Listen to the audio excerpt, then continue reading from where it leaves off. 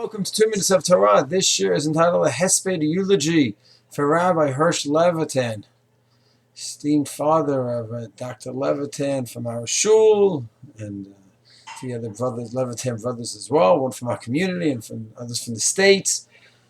Grandfather, great-grandfather, just an incredible person. I was not zoche to know him so well. A few times we met over the years when he came to visit.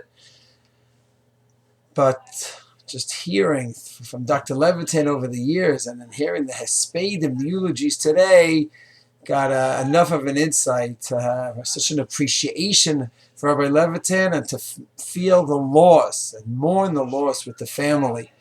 So what's most incredible is born late 1920s in Europe, shtetl, and rounded up in the shul while everyone is going to be taken out to be killed in a mass grave, and somehow miraculously he escaped through a window in the shul. He's able to get out, run away, hide. They're running after him, trying to track him down, and somehow he's able to elude the enemy's Yamach Shemam V'Zichronam and be able to somehow live there for a couple of years before finally making it over to America a few years later, where he goes ahead and learns Torah, becomes a serious Ben Torah Talmid Chacham, smicha from Rav Soloveitchik, one of the greatest giants we've had in centuries, gets smicha from him, somehow leaves the living hell of Europe, and what does he do? Just starts building up his life, his spiritual life, prepares for his future financially, degrees in computers early on, before that was done, works for IBM, support his family, and always learning Torah, always learning Torah.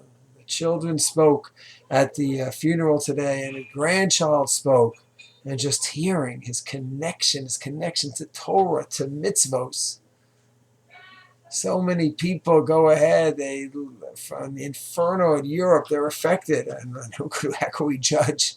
How can we judge? Only Hashem could judge what each person went through and how he left off and whether it was faith intact or not. Hashem is the judge. We are never the judges on that one. You can never judge anyone until you're in that place, all the more so through the European inferno and hell. But to see someone come out, they saw massive Jews just wiped out, family members destroyed, and go and build. Spiritually, financially, psychologically, socially. How do people do that? What are these people made of? What was he made of? He's very pure neshama. And Akiva Lane, who worked with him for several years in Muncie, they carpooled together. Just pure sweetness, he told me, pure sweetness.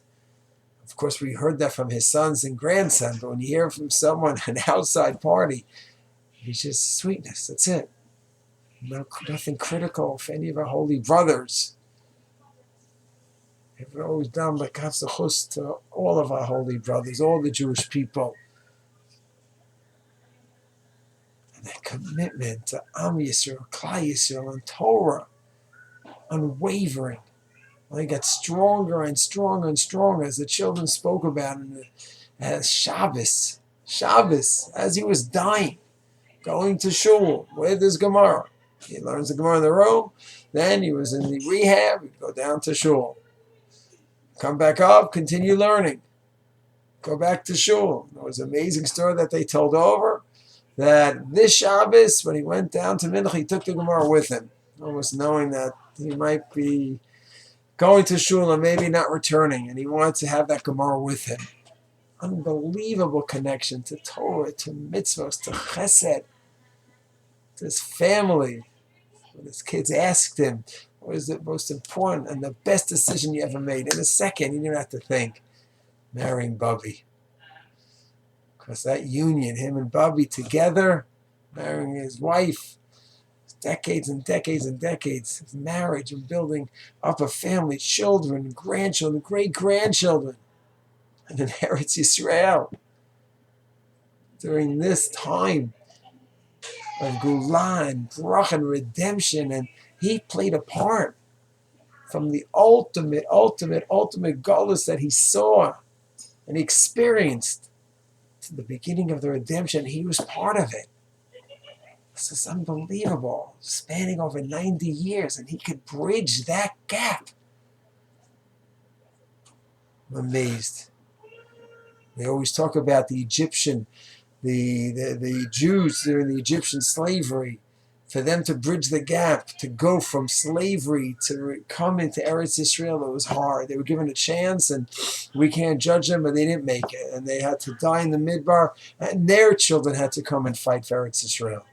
For the same person to go from the Gehenna and then to start redeeming the Jewish people, that's just hard. It's possible, and Hashem gave them a chance, but it was hard.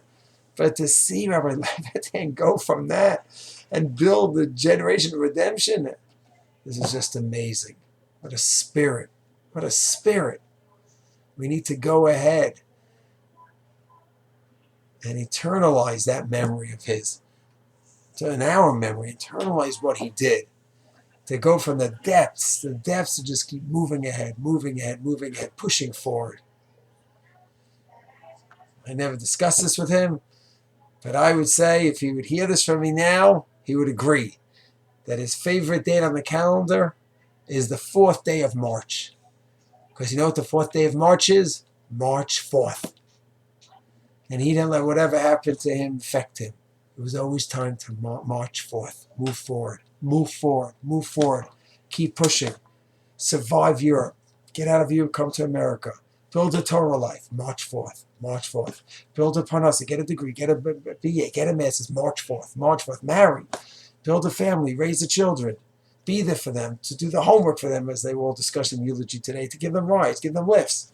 Anything. And when he's older, Chas v'sholom, he should take lifts from his grandson. He wanted to pay his grandson to give him lifts. His grandson somehow had to trick him. Oh, I took care with grandma. This wasn't time. This wasn't a life so he could be a never. Miskin. I went through such hard times. You have to help me. No. I help others. And for him to receive help from others, now let me pay you. Not a never at all. The opposite. His life was filled with the philosophy of March 4th. Moving ahead. We need to go ahead and embrace that philosophy. Make it into ours. We have to always remember him, Rabbi Levitan, whether we knew him directly or we just know him through his family, his children and grandchildren, great-grandchildren. And we have to march forth. Whatever happens. Take in the blows of life, deal with it, and march forth. That's the greatest way to commemorate this giant of a man. I don't know physically how tall he was, but he was a giant. We must always remember him, commemorate him, and march forth. And keep his legacy going. Your family should have Nechama. We should celebrate Smachot in the future. Shalom.